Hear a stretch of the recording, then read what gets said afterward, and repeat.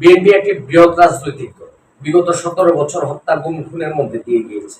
এখন এই মুহূর্তে বাংলাদেশ আওয়ামী লীগের আমি নিজেও ফিল করছি লক্ষ লক্ষ কোটি সমর্থক আছে। মুর্শিদের দয়া, মালিকের দয়া কখনোই আমার নিরাপত্তা নিয়ে উদ্বিগ্ন না।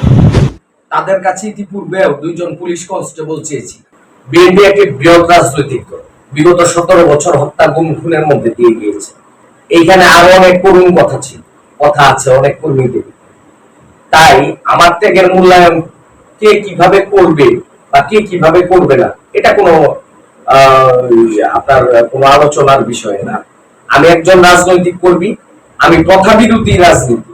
তাই আমার কাজ হলো দেশ এবং জাতির কল্যাণে, রাষ্ট্রের কল্যাণে, রাষ্ট্রের প্রয়োজনে বাংলাদেশের স্বাধীনতার সপক্ষের শক্তিদেরকে একত্রিত করা, ধর্মনিরপেক্ষ প্রতিটি বাঙালি বাংলাদেশীদেরকে জানানো বাংলাদেশ আমার তোমার সকলের। সেই ক্ষেত্রে বঙ্গবন্ধু শেখ মুজিবুর রহমানের আদর্শ, প্রধানমন্ত্রী শেখ হাসিনা সেই সুনিপুণ নেতৃত্ব আমার এই দেশের প্রয়োজন। তাই বাংলাদেশ আওয়ামী লীগ সহ প্রতিটি বাঙালি বাংলাদেশীদের কাছে আমার আবেদন একটাই, মূল্যায়ন দল কিভাবে করবে, রাষ্ট্র কিভাবে করবে, সমাজ কিভাবে করবে, পরিবার কিভাবে করবে, সেটা কখনো গুরুত্বপূর্ণ না। আমি নিজে দলকে কি দিতে পারবো, বাংলাদেশ আওয়ামী লীগকে কি দিতে পেরেছি, কি পারবো, বাংলাদেশের জন্য আমি কি করতে পেরেছি, কি করতে পারবো, সেটাই আসল মুখ্য বিষয়। আমাকে এই পায়ে চলা এই পর্যন্ত আসার জন্য, এত বড় সিদ্ধান্ত নেওয়ার জন্য, অবশ্যই এটা অনেক বড় সিদ্ধান্ত। আমার মুর্শিদের দয়ায় আমার স্ত্রী আমার পাশে ছিলেন, আছেন, আমার সন্তান, আমার একটি বাচ্চা আছে, মেয়ে, ও একটু ওয়ানে করে। ও আমার স্ত্রী এবং আমার সন্তান আমার পাশে আছে। এবং এখন এই মুহূর্তে বাংলাদেশ আওয়ামী লীগের আমি নিজেও ফিল করছি লক্ষ লক্ষ কোটি সমর্থক আছে। এবং বাংলাদেশী প্রতিটি দেশপ্রেমী আমার পাশেই অবস্থান নিয়েছে। আমি আমার মুর্শিদের দয়া, মালিকের দয়া কখনোই আমার নিরাপত্তা নিয়ে উদ্বিগ্ন না।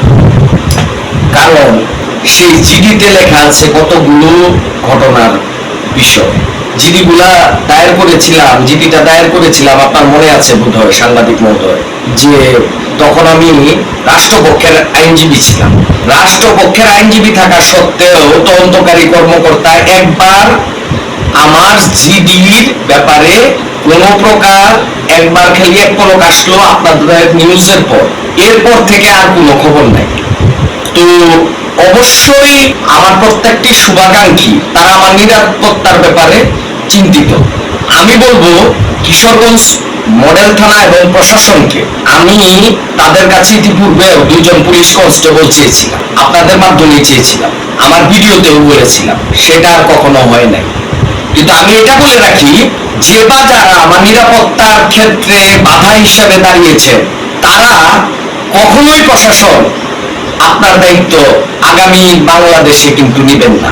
আপনার উপরে যে দায়িত্ব ন্যস্ত আছে আমাকে নিরাপত্তা দেয়া, সেটা শুধু আপনাকেই বহন করতে হবে।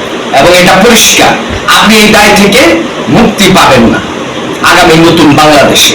আসসালামু আলাইকুম।